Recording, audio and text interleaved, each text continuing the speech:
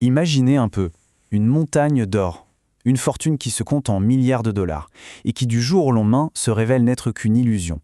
C'est l'histoire d'une des fraudes les plus spectaculaires du XXe siècle. Une tromperie qui a non seulement ruiné des gens, mais qui a aussi, et c'est ça qui est fascinant, forcé toute une industrie à se réinventer complètement. On va voir ensemble comment ce mensonge monumental a, paradoxalement, créé une véritable science de la confiance. Alors, pour commencer, plongeons directement au cœur de l'un des plus grands scandales de toute l'histoire minière. Le mot-clé ici, c'est le salage. En gros, c'est l'acte de tricher en ajoutant un métal précieux, comme de l'or, à un échantillon de roche pour le faire paraître beaucoup plus riche qu'il ne l'est vraiment. Et comme le dit cette citation, ce n'est pas du tout une invention récente, c'est une arnaque vieille comme le monde, aussi vieille que la quête de l'or elle-même.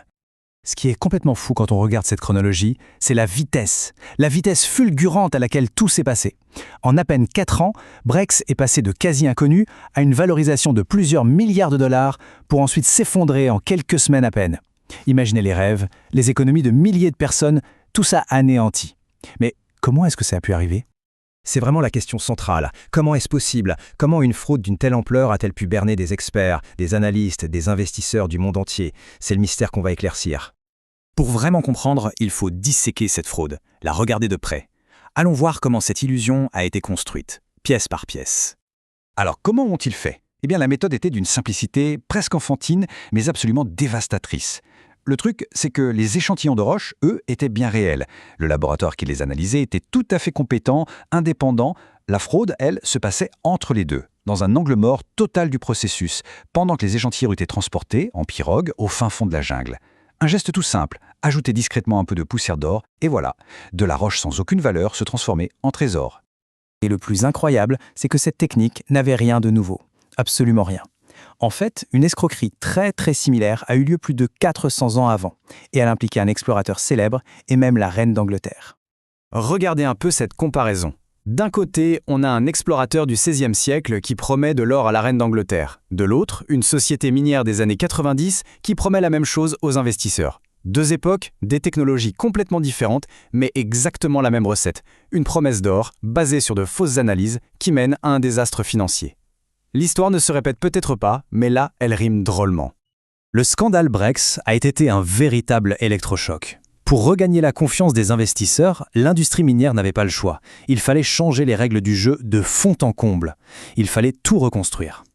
La réponse, ça a été la création de ce qu'on appelle la norme canadienne 40301. C'est, en quelque sorte, un bouclier réglementaire, un manuel de transparence et de bonnes pratiques conçu pour qu'un scandale comme celui de Brex ne puisse plus jamais arriver.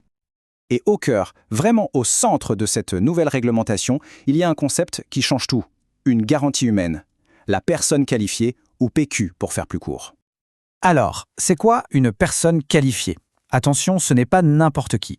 Il faut une combinaison de 3 choses. Une formation universitaire solide, des années d'expérience sur le terrain, et surtout l'appartenance à un ordre professionnel qui peut demander des comptes. Cette personne engage sa réputation, sa carrière, sur l'intégrité des données qui sont publiées. C'est un véritable rempart humain contre la fraude. Mais bon, des règles et une personne responsable, ça ne suffit pas. Il a aussi fallu mettre en place des processus hyper rigoureux, une véritable science pour pouvoir garantir la fiabilité des données. Là, il faut bien distinguer 2 choses, l'assurance qualité, ou AQ, et le contrôle qualité, le CQ.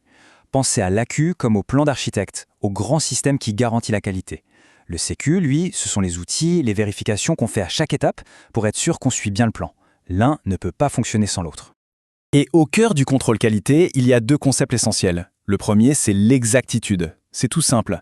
Est-ce que le résultat qu'on obtient est le bon ? Si on prend l'image d'une cible de fléchette, l'exactitude, c'est de planter sa fléchette en plein dans le mille. Le deuxième concept, c'est la précision. La précision, c'est la capacité à obtenir le même résultat encore et encore. Si on reprend l'analogie des fléchettes, on pourrait très bien lancer toutes ces fléchettes au même endroit, bien groupées. Ça, c'est être très précis. Mais si ce groupe de fléchettes est dans le coin en haut à gauche de la cible, ce n'est pas du tout exact. L'idéal, bien sûr, c'est d'être les deux à la fois, précis et exact. Alors, concrètement, comment les géologues font pour atteindre cet idéal ? Eh bien, ils ne laissent rien au hasard. Ils ont une boîte à outils très spécifique conçue pour tester le système en permanence. Dedans, on trouve 3 outils principaux. Premièrement, les étalons. Ce sont des échantillons dont on connaît parfaitement la teneur en or. C'est un peu comme poser une question au labo en ayant déjà la réponse, juste pour voir s'il travaille bien. Ensuite, les blancs. eux, c'est le contraire. Ils sont garantis sans or. Si le labo en trouve, c'est qu'il y a une contamination quelque part. Et enfin, les duplicata.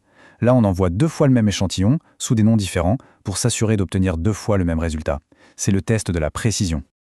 Aujourd'hui, le parcours d'un échantillon n'a plus rien à voir avec l'époque de Bray-X. Tous ces échantillons de contrôle sont insérés en secret dans le flux normal des échantillons. Le laboratoire, lui, ne sait absolument pas lequel est un étalon, un blanc ou un duplicata. C'est la personne qualifiée qui, à la toute fin, analyse les résultats de ces espions pour valider, ou au contraire invalider, des lots entiers de données. D'accord, mais pourquoi est-ce que tout ça est important au fond si on n'est pas géologue? Parce que cette histoire de roches et d'or, en réalité, ça part d'un enjeu qui nous concerne absolument tous. Regardez bien ce chiffre, 28%. Gardez-le en tête.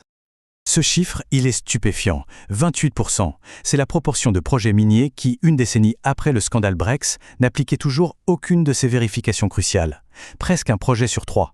Ça montre bien que l'intégrité des données n'est jamais garantie et que la vigilance doit être constante.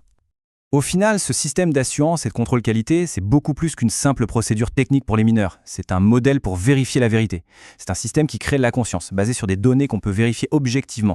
Et ces principes-là s'appliquent partout, que ce soit dans la recherche scientifique pour un nouveau médicament ou dans les données financières qui régissent nos économies.